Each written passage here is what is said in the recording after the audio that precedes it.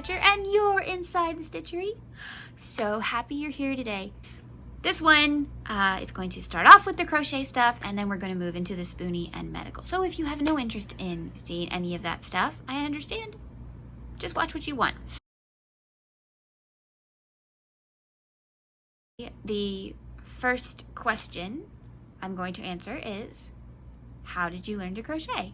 So, I was a military child. My father had offices all over the world, and I was homeschooled most of the time in order to pick up and leave, and we could travel with him. My mother was a Bible teacher, and she would teach ladies all about the Bible, like inductive study and stuff like that. So one day I was doing my homework in the back of the room. Mom was teaching in the front, and there was a lady sitting in the very back of the room doing something with a stick and yarn. Now here's the thing. I knew what latch hook rug making was, I knew what weaving was, I knew what knitting was because my aunts are knitters, and I knew that crochet existed, but I didn't have any idea she was crocheting. So I asked her. I was a curious kid. I asked her, and she said, I'm crocheting. And I said, oh, okay. And I said, what's that? And she said, well, it's like knitting, but you only use one tool. And I said, oh, okay. And she said, would you like to learn? Yes, I would. And she just pulled out a hook and pulled out the yarn, and I still have the hook. So that's how I learned to crochet. 10 years old, in the back of a church, from a woman, I don't even remember her name. I'm so sorry. Long shot, but if you taught a little redheaded girl to crochet in the back of a church with a green hook and blue yarn, thank you. Because it absolutely changed my life. So, that's how I learned. What made crochet appealing to you? Okay. I am fascinated with the fact that you can take a string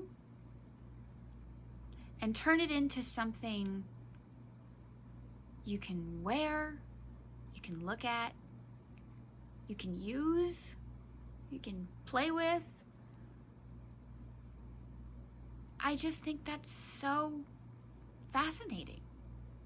It also kind of helps that I'm kind of good at it, so when you're good at something, it makes it a little more appealing. I do really like people's reactions when I give them crochet things. Yeah, that's what interests me about it. Have I ever tried knitting? Yes. Mm-hmm. Like I said, I have 2 aunts that knit, and one of them tried to teach me.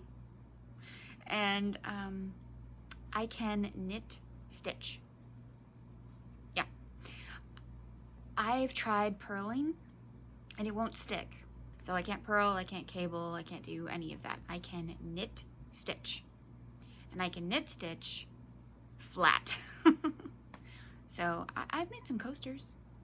And I have a scarf that I've been working on for 6 years. I'm not joking. Yeah. It's sad. Have you ever tried Tunisian crochet? No. I think that TL Yarn Crafts, who is like the boss when it comes to Tunisian crochet, is amazing. And I love watching her videos. But for some reason, Tunisian does not appeal to me.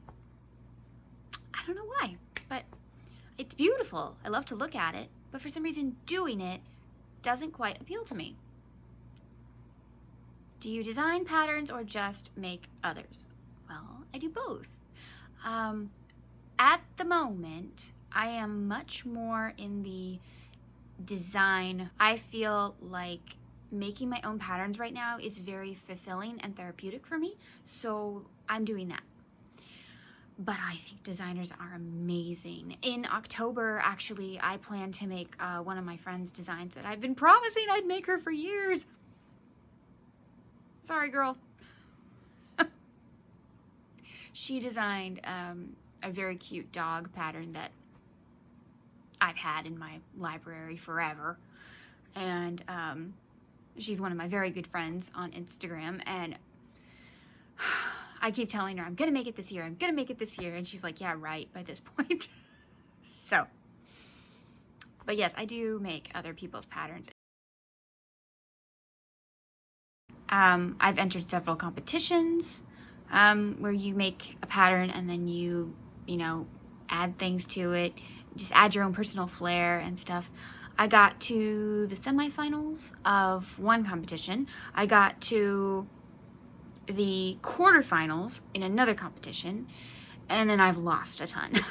I haven't placed at all in a lot of them. So, and you don't win money or anything like that. It's more prestige. It's more, you know, companies can see what you do and designers can see what you do, and they may ask you to be a pattern tester. And occasionally there have been like some prizes if you made all 4, you know, and you placed. Sometimes you could win like crochet hooks and yarn and stuff like that. But yeah, that's my answer, I guess. How do you know what to crochet next? Do you have a list you go by? Nope. Well, okay, not entirely true. So, because I have a YouTube channel, and because as much as I like to have tips and tricks and stuff about crochet, or talk about yarn, or do book reviews and stuff like that, you guys really like to see when I actually make something. So, I started a series, and I'm working on another one. Cross your fingers. That I crochet something every month, and that is my Broadway Bears. Yep. So I try to at least have that every month for you guys to see. So I do plan those out. I have ideas in my head, as we all do. So yeah, I write stuff down. I carry a notebook with me. I do recommend having like a little notebook to just carry with you and just write down ideas. It's very handy. I would say that mostly what I do is I have month by month, and I write down ideas where I think it would look best in that month. Do you have a favorite place you like to crochet? Alaska? Oh, you mean like in my house. I knew what you meant. Okay, so I have a place I really want to crochet, and then a place that I tend to end up crocheting. So my dream place to crochet would be in my chair, in my stitchery. I have a really nice comfy chair that my father was so sweet to bring down into the basement, but my area isn't set up yet, so I can't crochet there. But that's where I'd like to crochet, you know, in my chair with like a little cup of tea and a little blanket on my lap while I crochet, maybe some music in the background. Yeah.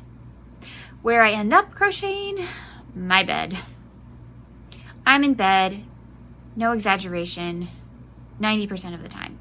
Yes, my bed and my chair. What is your favorite thing you've ever crocheted? Oh, that is so hard. Okay, so one of my favorite things I've ever crocheted, because it was so challenging and I'm really impressed myself that I did it, was my Luna doll. And I can actually show you her. See? This is my Luna doll. So I did I do not recommend this, 3-day marathon crochet along for a different country. And they didn't care about the time zone. Basically, it was 72 hours of crocheting. Only a few breaks. I didn't sleep that much. It was because they wouldn't give you the next part of the pattern if you didn't finish on time, and they didn't care if you lived in the US and the deadline was at 3 a.m. I'm not even going to tell you where I got the pattern. And I don't even think that they make it in English anymore. I'm pretty sure it was only in English just for this challenge. Now, there are a lot of ones that look like this, but I don't think it's her, because I don't think she even makes it in English. Yeah, I don't recommend this pattern at all, but I'm very proud of myself that I finished her because she was very difficult. So here's her little scarf for her Ravenclaw pride, which I'm a Ravenclaw, which isn't something somebody asked me, but yeah, I am. So this is her little scarf. And I have a little pin to keep her jacket closed because I forgot to add a button. So let's see, hold on. Oh dear, okay. So you can see her little top and her little sparkly skirt. I was so happy I had this yarn. It was pretty close to what she wears in the movie, so I was really happy about that. I mean, I know it doesn't sparkle in the movie, but it still has all those colors, so. And I like her little feet. So, oh my goodness, I'm so sorry. If you're not a Harry Potter fan, this is Luna Lovegood. I completely forgot to say that. Yeah, this is Luna Lovegood. My favorite part of this entire pattern is her Spectre Specs, the little goggles she wears. I loved making that, and I'm working on a design for a headband for like a human, so yeah. I really like how her little eyelashes turned out. You can almost see them. So I almost did her eyebrows, but her hair covered it, so I was like, why bother? I made her little wand with toothpick and embroidery floss. Hold on. There you go. And I made it fairly simple because her wand in the movie is fairly simple.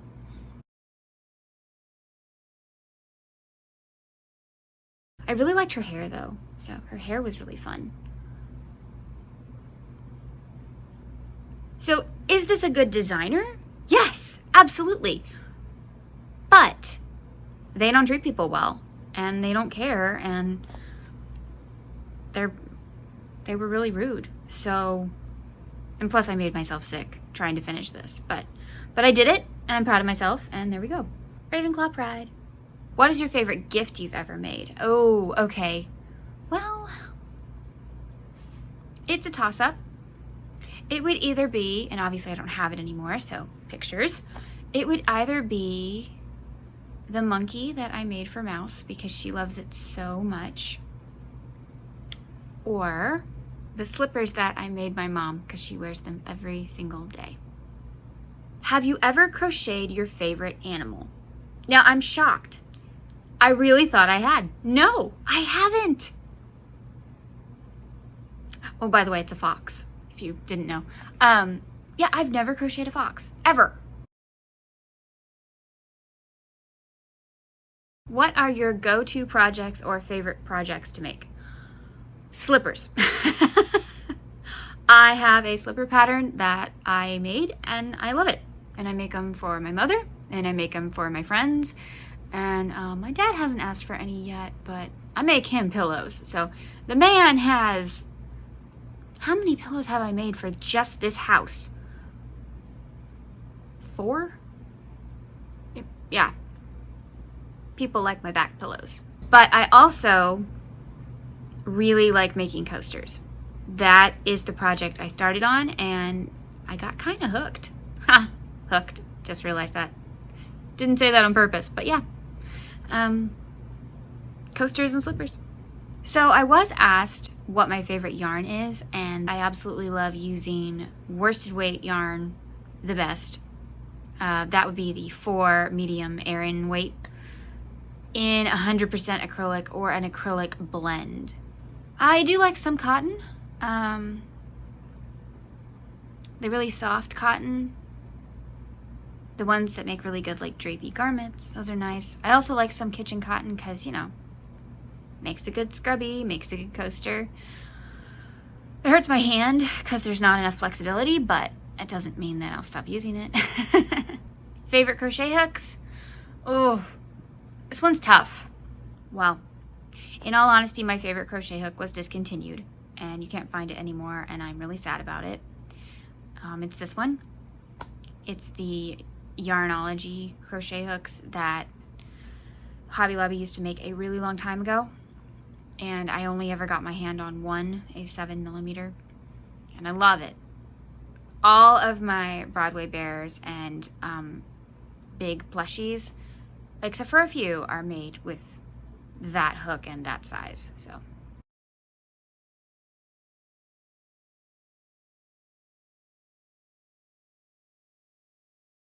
furls. love my furls. Love my Furl Odyssey, love my Furl Streamline, love my Furls Wood. I'm also a huge fan of the Wheat Crochet, the new dots hooks. Those are great. I've reviewed those on my channel. If you want to see the review, it's down below. I really like those. But I have to thank Krista from The Secret Yarnery, because the very first hooks I ever fell in love with were clover. I love my clover, and I still use them a lot. And I added this thing. This is a hand, it's for when you put it on your pencil, and you know, it's like a pencil grip kind of thing, but it's for children's hands. Anyway, I put mine on the end of my crochet hook, and my hand can sit like that. I'm a knife gripper, and I don't have pressure with my pinky or my fingers because it's pushing on the rubber, and it's much more comfortable for my fingers to crochet like that. So it's a little hack if you want to try it. Haven't seen anyone else do this particular kind of thing yet, so I really have to recommend that you have a larger hook. So the one thing I really like about furls is the fact that their founder, they made this video a long time ago, and I don't see it anymore, and they need to make that loud and proud. It's a wonderful video. It shows you how medically larger crochet hooks are better for your hands, and the video blew my mind. So it's actually the last domino to convince me that I should try furls, and I'm so happy I did. But there are still hacks you can do to other hooks you like. So, favorite crochet notions: bent tip needles. Yep. If you saw any of my videos where I talk about notions, bent tip needles every time. Love those things. They're really great. They get under the stitches, and there's nothing like them. And locking stitch markers. Yep.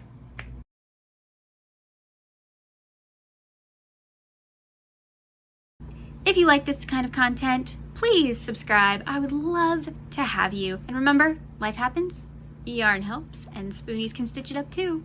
Bye.